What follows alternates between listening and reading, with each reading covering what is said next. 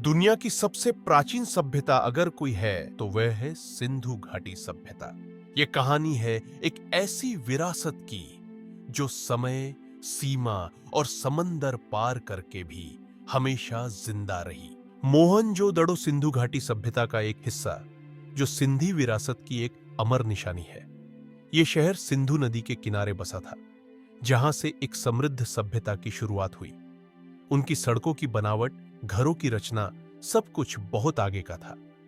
मोहनजोदड़ो सिर्फ इतिहास नहीं है, यह हर सिंधी के लिए गर्व की बात है, जो हमें याद दिलाता है कि हम एक समृद्ध विरासत के वारिस हैं। सिंध वो धरती जिसने सिंधु घाटी सभ्यता को जन्म दिया।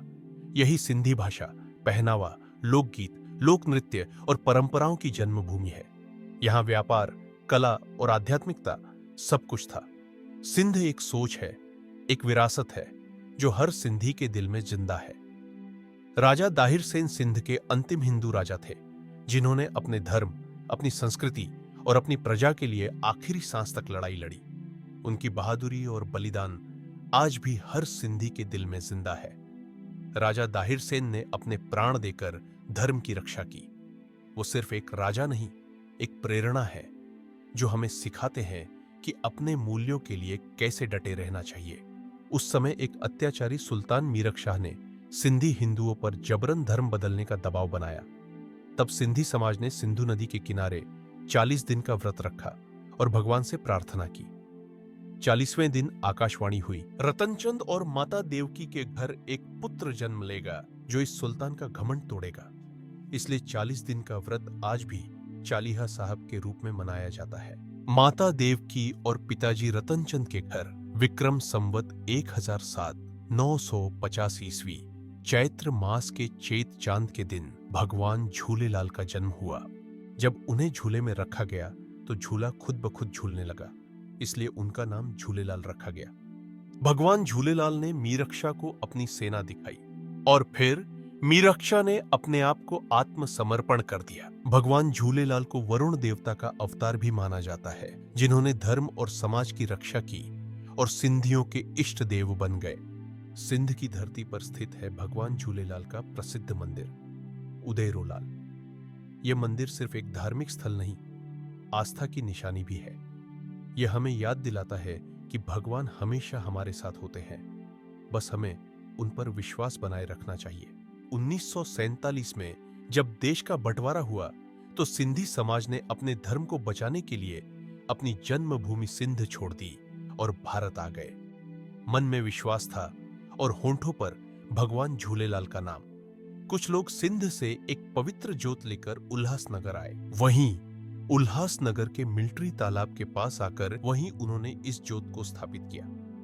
आज वही स्थान चालीहा साहब मंदिर उल्हासनगर 5 के नाम से जाना जाता है, जहां पिछले 78 सालों से वह पवित्र ज्योत लगातार जल रही है। चालीहा साहब मंदिर, जिसे भगवान झूलेलाल का मंदिर भी कहते हैं, उल्हासनगर 5 में स्थित है, जहां हर साल हजारों भक्त चालीहा साहब का व्रत रखते हैं। यह सिंधियों का एक पवित्र तीर्थ स्थल है। इस मंदिर की दीवारें और वातावरण दोनों ही भक्ति और विरासत की कहानी बताते हैं। यह मंदिर हर सिंधी के लिए एक घर जैसा है, जहां हर सांस श्रद्धा से भगवान से जुड़ जाती है। कामिका एकादशी से चालीहा साहब के व्रत की शुरुआत होती है। भक्त मंदिर जाकर मौली धागा बंधवाते हैं और व्रत का संकल्प लेते हैं। यह सिर्फ एक व्रत नहीं, भक्तों की भगवान झूलेलाल के प्रति गहरी आस्था का प्रमाण है। व्रत के 40 दिन भक्त कुछ नियमों का पालन करते हैं, जैसे बिना प्याज लहसुन का सात्विक भोजन करना, गृहस्थ जीवन जीते हुए भी रोज मंदिर जाना, हर दिन अक्खा को मंदिर के जल में अर्पित करना। अक्खा एक पूजा की पवित्र विधि है, जिसमें चावल, इलायची, मिश्री और लौंग होते हैं। मंदिर जाकर भक्त पहले पवित्र ज्योत का दर्शन करते हैं, जो भगवान झूलेलाल की रोशनी का प्रतीक होती है। इसके बाद ज्योत साहिब के चारों ओर फेरे लगाते हैं। इन 40 दिनों में न जाने कितने ही कलाकार और संत महापुरुष यहाँ आकर लाल साईं की महिमा गाते हैं, भक्ति में डूब जाते हैं और फिर प्रसाद पाते हैं। चालीहा शुरू होने के कुछ दिनों बाद पहला चांद आता है। यह दिन इसलिए खास होता है क्योंकि भगवान झूलेलाल का जन्म भी चैत्र महीने के चांद दिन पर ही हुआ था। इसलिए यह दिन और भी विशेष माना जाता है। चालीहा के बीच में सत्यनारायण की पहली चौदस का मेला होता है, जो हमेशा किसी नदी के किनारे मनाया जाता है। उल्लासनगर के पास कल्याण की खाड़ी नदी पर यह मेला बड़े धूमधाम से मनाया जाता है। यहाँ लोग अपने परिवारों के साथ पहुंचते हैं और श्रद्धा व उत्साह के साथ इस पवित्र दिन का आनंद लेते हैं। 40 दिनों में कई बेहरणा निकाले जाते हैं। पूरे उल्लासनगर में श्रद्धा और प्रेम के साथ सेस्सा बांटा जाता है। इन 40 दिनों में रोज भंडारा होता है, जो सभी श्रद्धालु जनता और भक्तों के लिए होता है। जो लोग किसी कारणवश पूरे 40 दिन का व्रत नहीं रख पाते, वे अंतिम 9 दिन का व्रत रखते हैं। आखिरी दिन मटकी ली जाती है, जिसमें अखा, चावल, इलायची, लौंग और मिश्री होती है। इस मटकी को नदी में प्रवाहित किया जाता है। फिर डोना प्रसाद दिया जाता है, जिसे ग्रहण करके भक्त अपना मटकी वाले दिन का व्रत समाप्त करते हैं और भगवान झूलेलाल को धन्यवाद दिया जाता है। मटकी मेले के अगले दिन पल्लव की रस्म होती है।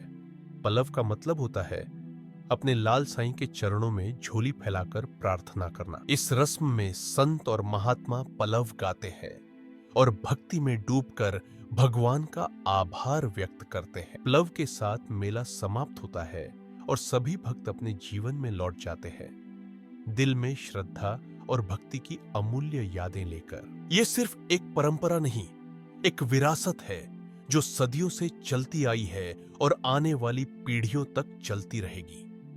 ऐसे ही हम भगवान झूलेलाल का मेला सदैव मनाते रहेंगे। जय झूलेलाल।